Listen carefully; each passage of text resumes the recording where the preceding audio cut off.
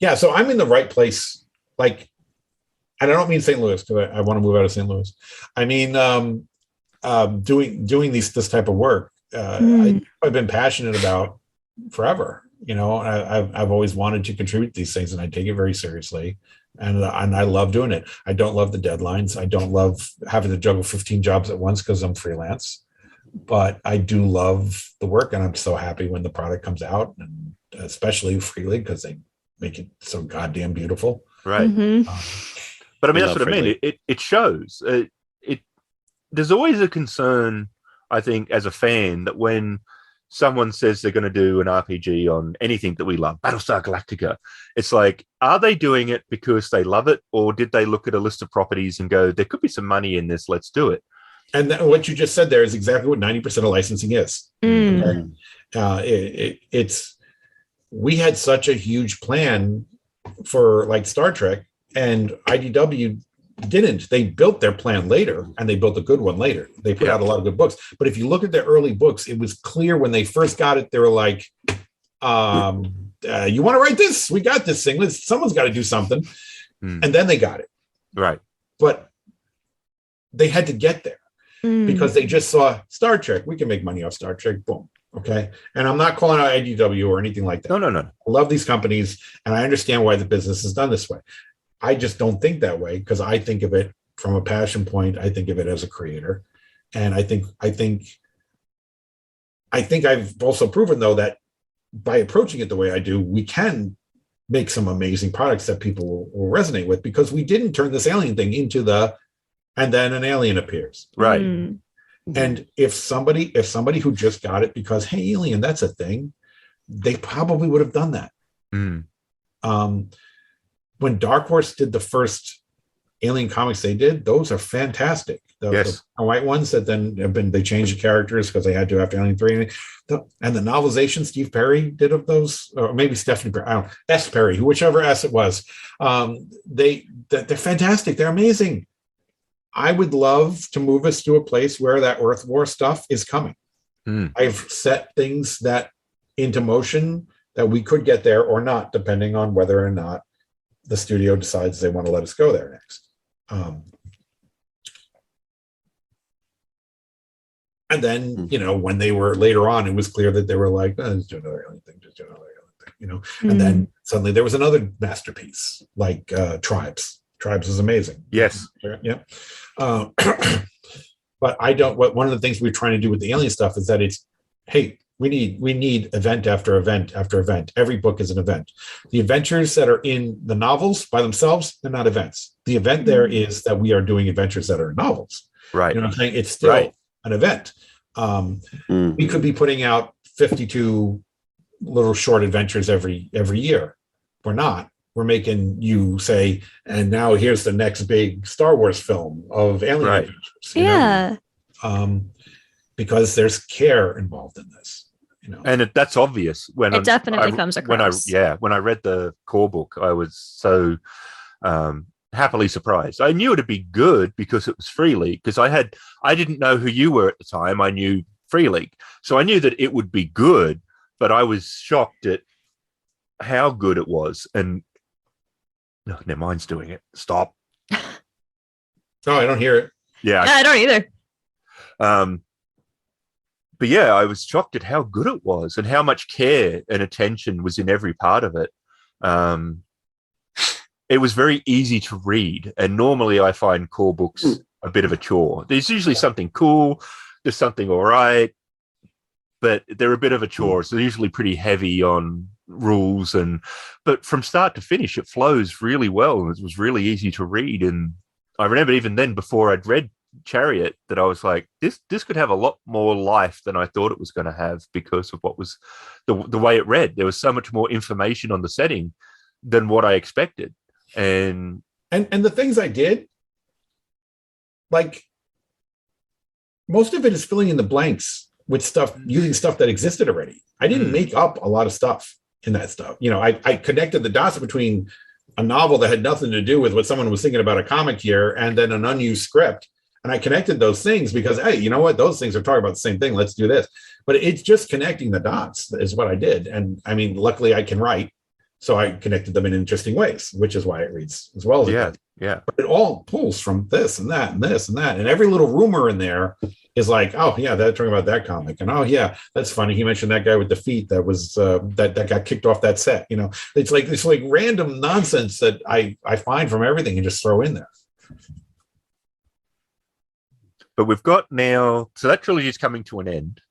We have the one campaign with in the Colonial Marine Guide.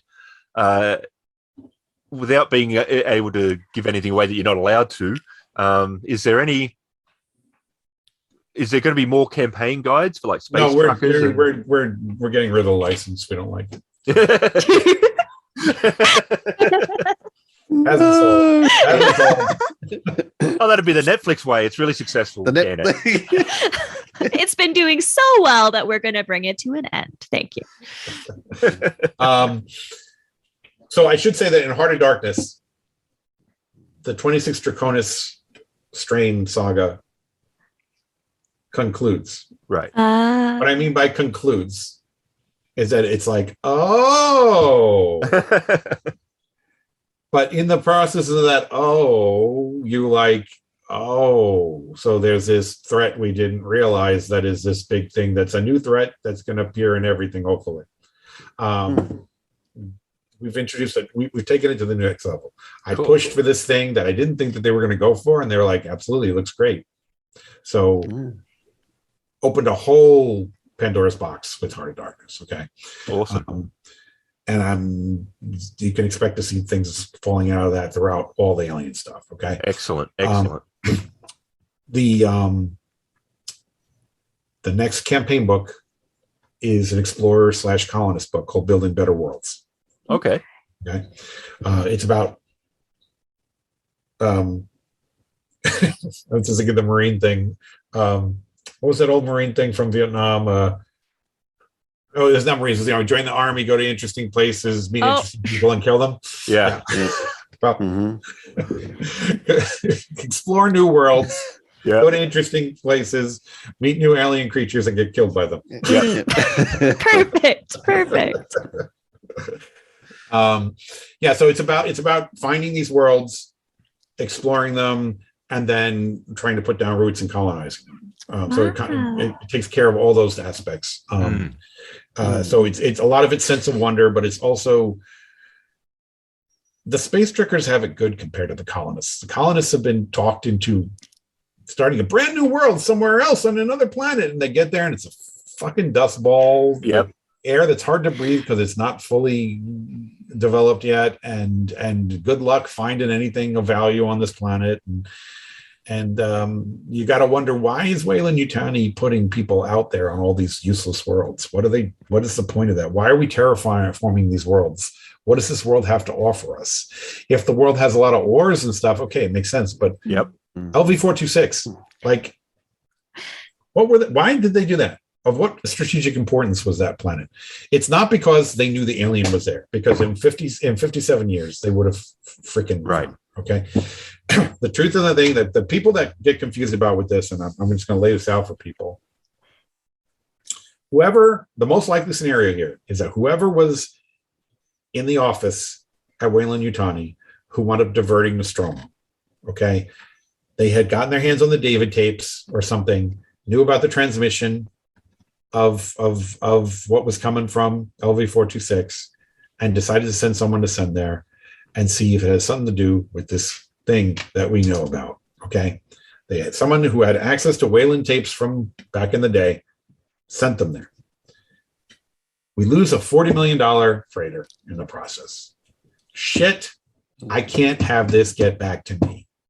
Burn the evidence, either get fired or quit, whatever. That information gets buried. Knows about what's going on that planet. They colonize that planet for some other reason. Okay, whatever the reason is. Okay, and they don't expect there to be anything on there. And then Ripley shows up, and they're like, "It's a rock. What are you talking about?" Burke goes and does some digging and finds these old files from some guy who's been dead for 35 years or something, who covered it up to protect his ass. And Burke says, "Oh, well, I better go see about this. Burke goes without telling anybody. Burke going to those files trips some alarms, which causes Michael Bishop to say, what are these files? He sees them. And that's why, as soon as they find out that Ripley's alive and she's got the data, he sends the Patna in Alien 3 to go pick her up. Okay. They didn't know for 57 years that there was an alien on this planet and we're just waiting for the colonists to find it. No, that's not what happened, people. That makes no sense. I see that so many times in the groups. I'm like, why didn't they just scour the planet to look for it then? It doesn't make sense. And again, I don't know why I went on that tangent. Damn it. No, but it's a good one. So, I got no idea where I was going with that, but I went somewhere. So the point is that, damn, I don't know what the point is. Tell me what we're talking about. Everyone looks blank. I was going to say, Emily, this is normally your trying to follow the threads back. Because the GMs always get lost in what we're doing. So it's always Emily that's like, this is what was killing it. Oh, okay. Wait, this is what was killing us? Is that what I normally say? That's fantastic. I love it. It was an alien. No.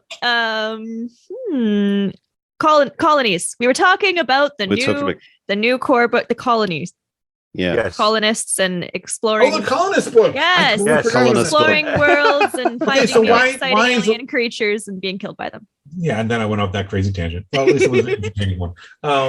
So why are we colonizing worlds like this? What purpose could we have for it? There must be some reason. Okay. Yeah. These are questions that you got to think about when you're playing as colonists or playing as explorers. Like, what is going on here? And I don't want to give away the secret of what the campaign's about because it's really cool. And I think it's too soon to tell. So yeah. Have me back on again at some point and we'll talk about it. Oh yeah, for sure.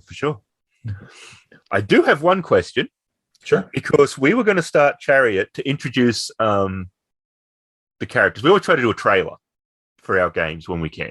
So we're going to do one with the captain, which in this case is Emily, and the company man, which is Adam, who's going to be Wilson. Not their first meeting, but it'll be the first meeting for the game. So just to introduce some of the characters so that when we start, people get a bit of an idea. It was going to be at some form of shipyard where the Montero was getting sort of some basic repairs before they were heading to... Because what I wanted to do was I want to do a couple of using the... I used the roles to choose jobs that's in the core book, to do a couple of jobs first before getting to the actual Chariot. So this is the adventure.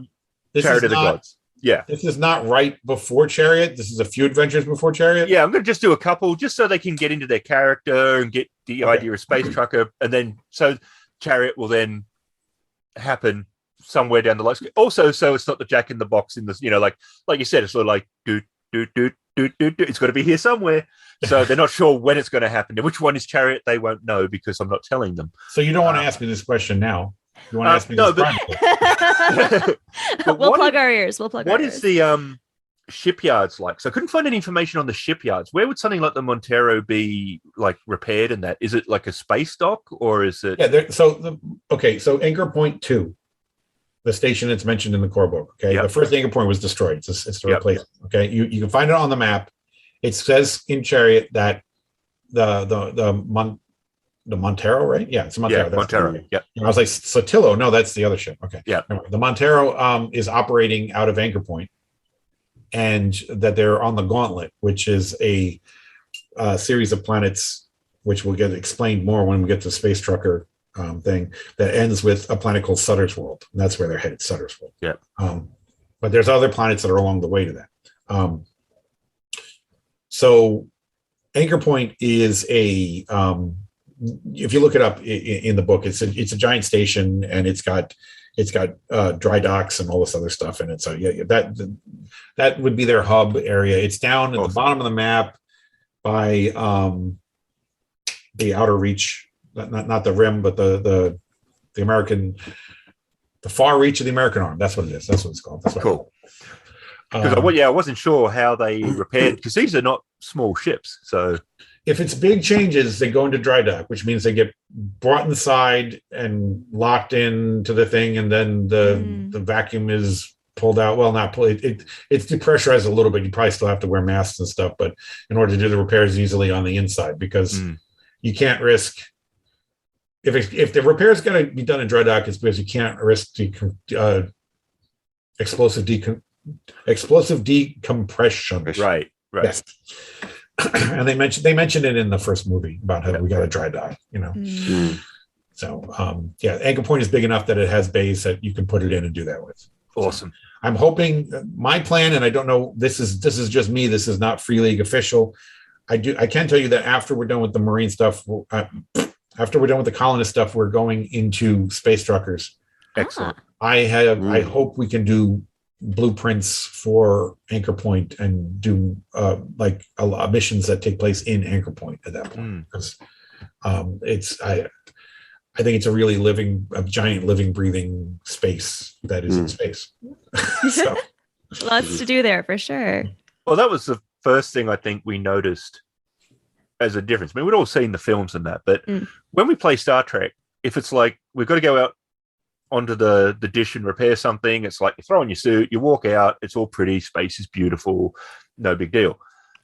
Alien does not feel like that, like right from the start. And they're sick of me talking about this one too, but my favorite part in some ways of Isolation was when they couldn't dock and are going to have to spacewalk, and they're in the airlock and they're all getting nervous. But as soon as those doors opened, it was like, fuck no, I don't want to do this. Trek, no big deal. You just press your button and scoot across. This looked scary. The idea of now being in space, crossing the 100 meters from the ship to the other airlock did not feel like something you want to do. This was not a cool thing to be. And that space is the enemy is really prevalent in. Yes, absolutely. I wanted to. I mean, there's so many ways to die, and we can romanticize space, or we can look at how terrible it can be. I mean, it's the same thing with underwater movies, like The Abyss and Leviathan and all those other films. Is like there's the pressure will kill you. It's terrible ways to die. Actually, that movie Underwater that came out a few years ago, I really liked. What's it called? It's called Underwater, but what's her name? The girl from Twilight. Kristen Stewart, or okay. Yeah, she's the main character in that. It's called Underwater. Oh yes. It's a really cool movie. You should check it out if you haven't seen it. Oh, I will. I've seen it. Yeah. It's easy. It's easy to watch a movie and apply it to being in outer space instead of underwater when you watch it. So you might get some inspiration there. Another movie that I really like that is in space that deals with a lot of the space stuff you're just talking about is Sunshine. I don't know if you've ever seen that. Yeah. I rewatched that again recently. I like that movie a lot. Some messed up stuff. I like. It's beautiful, but it's terrifying. Right. I went skydiving for the first and last time a few years ago. It's interesting. I needed to do it once. I don't ever need to do it again. But it's very interesting because, and this is the type of stuff that I try to hook into when I'm writing the horror stuff. I was ready to do this. I decided I wanted to do this. I had a friend who could hook us up with a place where they did it, and she got it for me for my birthday, and we went. And we're in this rinky-dink plane, where you can't. There's no seats in the back. It's almost like if it was a station wagon, they put the seats down, and so you're sort of like half sitting, half laying with this parachute on your back in this thing, and this little plane, and it's going up like this. So it's going up like this in circles. Okay. It's yeah. And you can feel it because it's so small, and you're like being pushed to the side of the plane as we're doing this. And then you get up there and they pull open the door. Now, the first time you go, they don't let you jump out by yourself. You're attached to somebody behind you who's going to take care of everything. And they open the sliding door like a van, and I'm looking out over the side, and it's, that you have a parachute on and you have a man strapped to you who knows how to do this, who's done this a million times a day, and he's going to take care of it. but every cell in your body is saying, don't you fucking be an idiot. Do not fucking do this. Oh, yes. And there's just no move. It literally is the deer in the headlights movement. At that moment, I couldn't move. I couldn't do it. I was about to say, I don't think I can do this. And he just pushed us off. Yeah. And we're tumbling. And I keep seeing in my field of vision, I see the plane go. And I'm like, oh my God, what have I done? And then you get to the point where you're putting your arms out and you're just going, and you don't have the parachute out yet. You're just going, and it's like, it's suddenly this amazing, peaceful moment. And it's like, wow, this is amazing. This is so great. I don't want to throw up anymore. But in that little bit, it was so terrifying. Yep. And I think going out into space has got to be like that. You know, like you said, as soon as you said the thing about it opening in the video game, it reminded me of this airplane story, and I wanted to tell it. It's your body, your physical memory knows this is bad for you.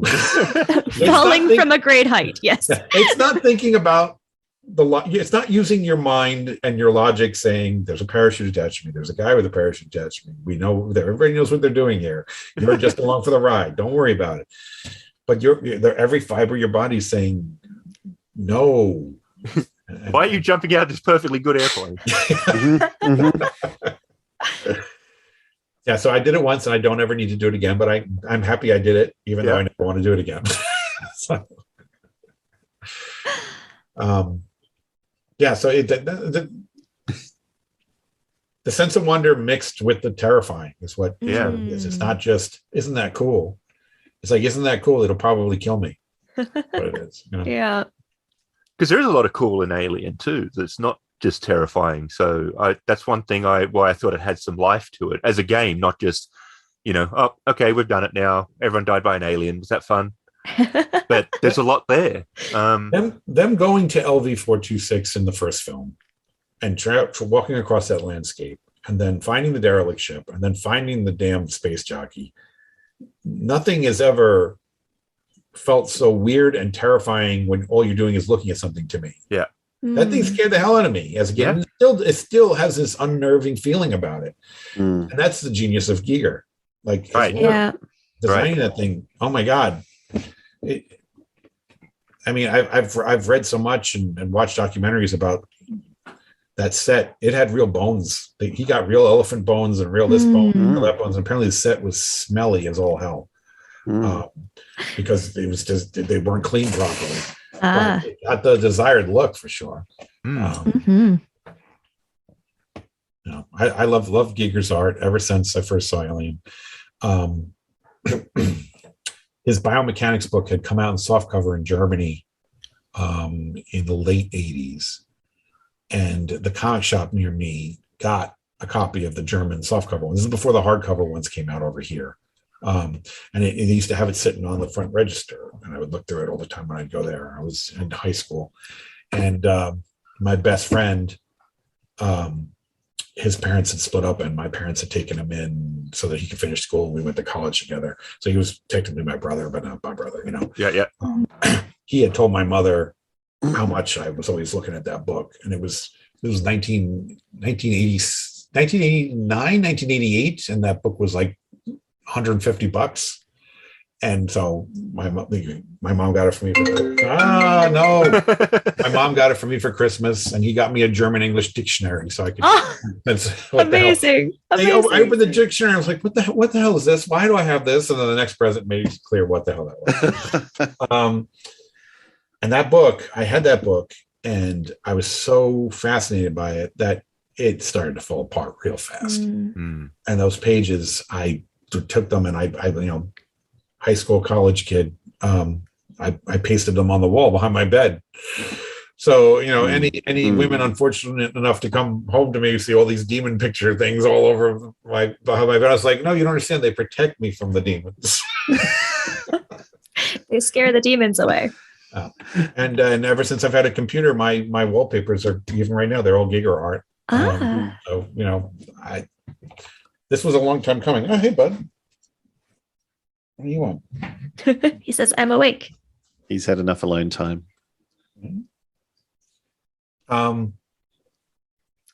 Yeah. So that was another tangent. Sorry about that. No, No, it's great.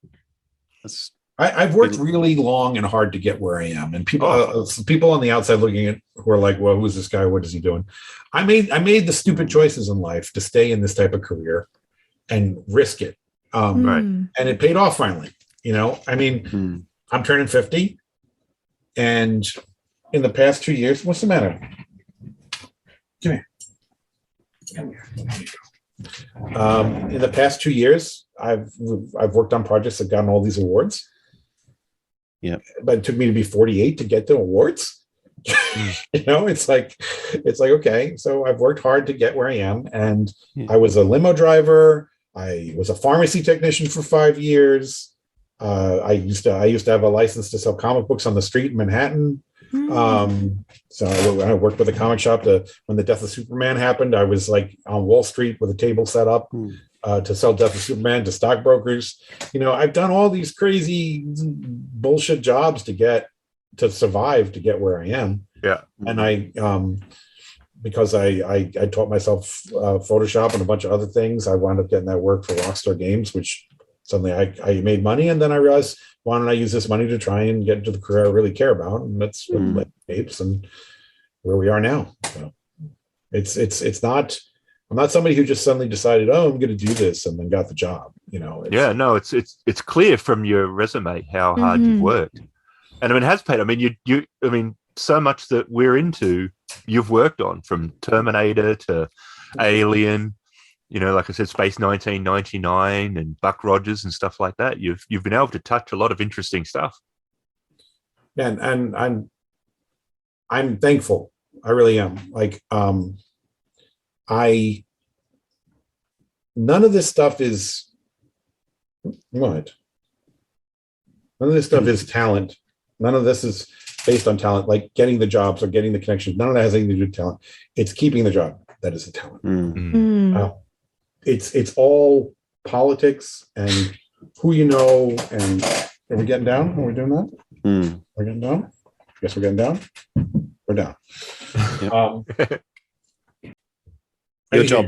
So working hard to get where you were or get where you are now. And you've still got a long way to go. Obviously, with a lot of the projects that you have coming up that you can't talk about per se yet, but what do you call it? Yeah, look, getting these awards have led to I'm full freelance now. Okay. I was senior development editor for Lion Forge Animation. That's why I moved to St. Louis, because they moved me up here. I did that for almost 2 years, and then the pandemic hit. So I was doing Alien and stuff like that as freelance on the side. And the pandemic hit, and they wound up closing my department. So I got let go. They still used me for freelance stuff because I wasn't let go because I was fired. It was let go because the department changed. They changed the way they did that work to be a freelancing. So I still have work. But I was like, that's not enough to support me. What am I going to do? I was making good money. And then the awards started happening. And once the awards started happening, I've got companies, my email, hey, we read your Alien thing. We really love it. Would you like to do this for us? Yes. So I'm in that position where every freelancer hopes they can have, where they're getting jobs without trying right now. Right. Is that going to last? I don't know. Is it even going to get better? I don't know. It could. It's all a journey. And I never did those things you're supposed to do to adult. I don't own a house. I didn't get married, not from lack of trying, but I didn't get married. And I don't have kids. And I don't. And my family members scratch their heads like, "Well, what happened with that guy?" They don't understand it. It's just a different way to approach life. But it's most of the creative people that I've known have been successful.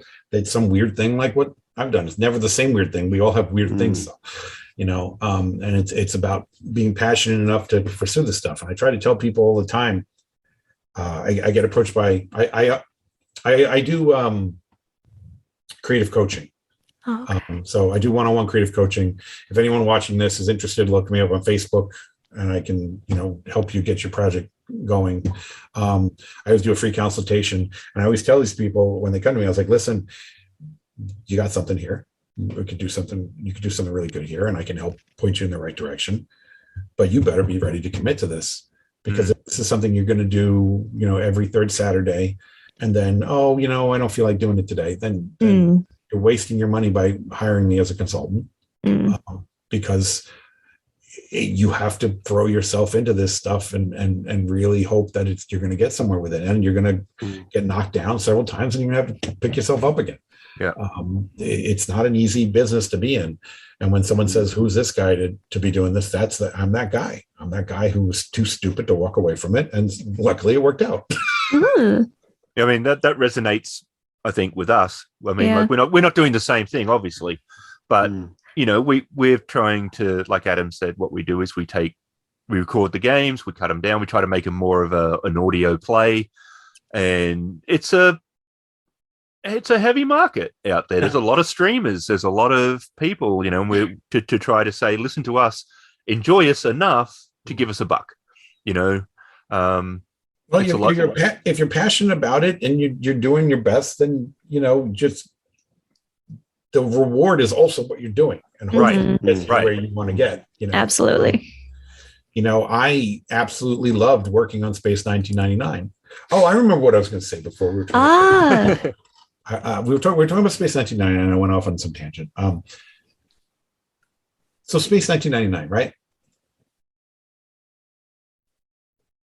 It's the only book that I worked on in my early career that I made money on. I turned a profit on those books. Okay, so I didn't just wind up paying the licensing fee. I wound up actually taking some money home for myself. Okay, Space 1999. Which every single publisher I went to is like, who cares about that? It's dead. It's old. Yep. Okay. And I'm like, I look at that, and then ITV came to me and we're like, hey, let's do it again. We love what you did. We new licensing team. We saw what you did. We love it. Do you want to do it again? I said, sure. And I tried to find a publisher. And now we already have books that came out. We already have books that look beautiful that I can show you. This is what we did last time. We have books that came out that sold out and are hard to get now and are going for decent money. I have the numbers from the previous publisher of how many we sold. Oh, it'll never say. I'm just like, if you do the right thing with it, we can make it sell. Everybody's standing around saying, oh, I'm not going to take a risk on, say, Alien. Okay, I'm not going to take a risk on Alien. Could be a one-hit wonder or whatever. And then Alien is successful because somebody took a risk on it. Yeah. And then I hear from the next publisher, well, I don't want to take a risk on this thing because it's not Alien. I mean, if it was Alien, I would have done it. But no, you wouldn't have. You're only saying that because Alien did it already. Right. Let's do it with the next thing. Let's do it with this. We can do this. We just have to look at the market and figure out how to present it correctly. Nobody wants to take that risk, but they're all jealous of the guy who took that risk and got the successful product. And it's this fear, this going to stay in the safe zone. That's a problem. I don't know why I wanted to say that before, but I did, and I remembered it because of what we just said now. But everything in this business is a risk, and even if you screw it up, there's stuff to learn in that screw up. Yeah. I've only done one Kickstarter so far. I did that in 2013. And I did it completely wrong, and I fucked it up big time. Oh, the next time I do a Kickstarter, which may be soon, I'm going to do it much different than what I did before, because I know what works now. I've examined it. I took that and saw everything I did wrong there, and I know why I did it. And a lot of it was because I was playing it safe. I asked for way too much money because I was like, well, what if we need more money for this? And people, oh yeah, you're going to do a book and you want $80,000. You're not going to get there. But if I asked for $10,000, watch you get $150,000. Yeah. Okay. Yeah. Because it's a reachable goal, and once it's reached, people are like, oh, okay, but the trick is make sure you can still do it with that $10,000. Right. And you know, I'm in a situation now where publishers will back me on something, so that's going to happen. You know, so I know things that I can do now that I didn't know before, and if it wasn't for those fuck ups, I wouldn't know that. Right. You know? So everything is learning, everything is growing. A lot of people took the safe way out and lived their lives, and they always feel like something's missing, and that's because they did that. But they, even with that, and I don't want to sound negative about that, because I don't think that's a bad thing either, because they have a beautiful wife and lovely children and a home, and I don't have that. So they wanted that instead. So be happy that you have those things in your life. Right. For that, we make choices and we make sacrifices. But to go anywhere in this business is going to be like this. Yeah. And what you guys are doing, it's great. You love doing it, so do it. You know, do it. Be part of it. Make it happen. And if it's no longer what you want to do something else that you want to do instead. Yeah. But don't just not do it and not be happy. You know. Absolutely. And was that Kickstarter the Carbon Grey? No. No. Kickstarter. No, I did a Kickstarter in 2013 for a book called Frenzy. Okay. It was about.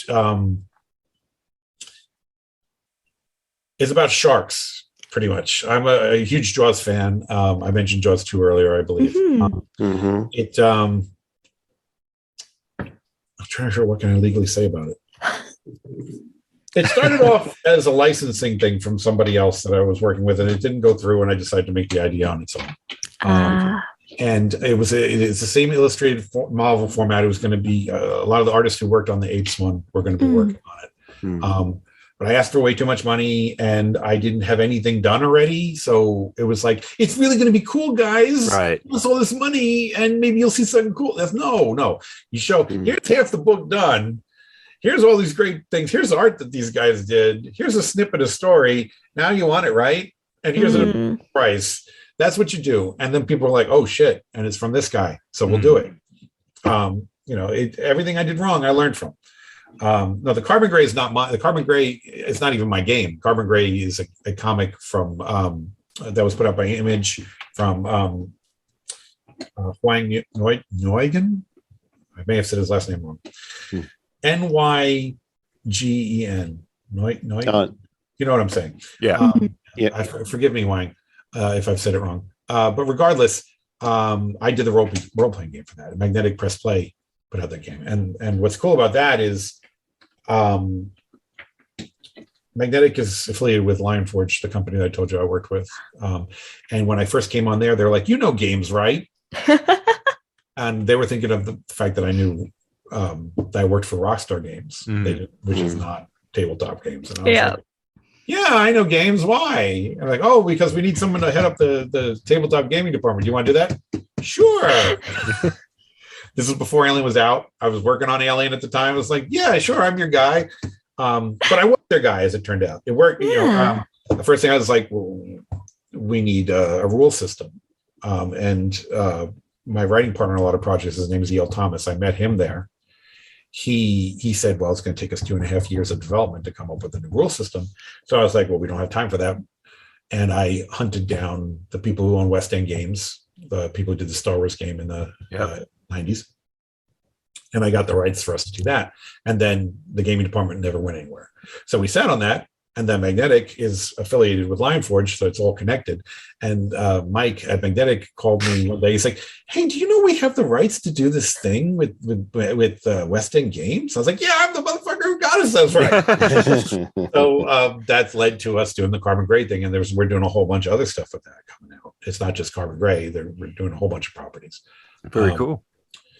Yeah, I'm very, very proud of the way the Carbon Grey books look. It was the first playing game that I did the book packaging thing for Apes. I did the design, I did the layout, I did the writing, I art directed the art.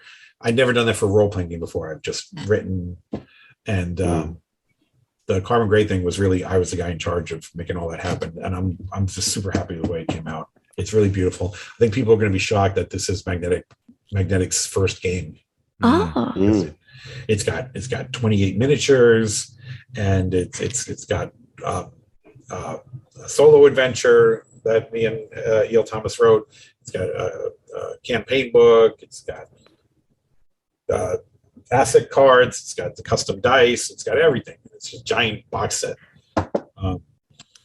So yeah, I'm very proud of that, but it wasn't mine. I didn't create Carbon Gray.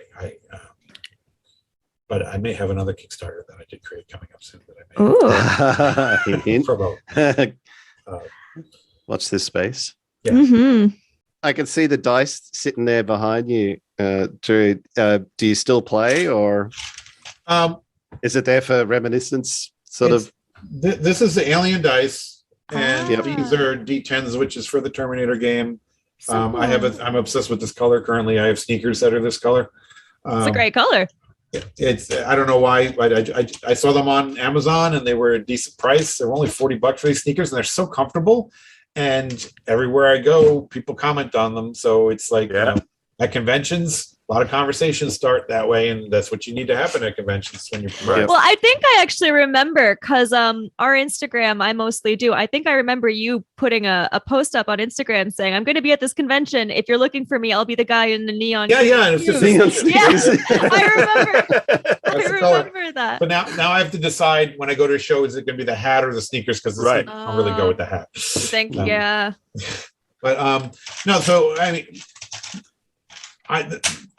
so much of me figuring out, okay, what the hell should this thing be able to do? I just roll a few dice every time. Like, all right, now I know how many dice it should have in that. So yeah, that's what that's for. It's not here for show. I literally have it here, so I have it while I'm trying to figure something out.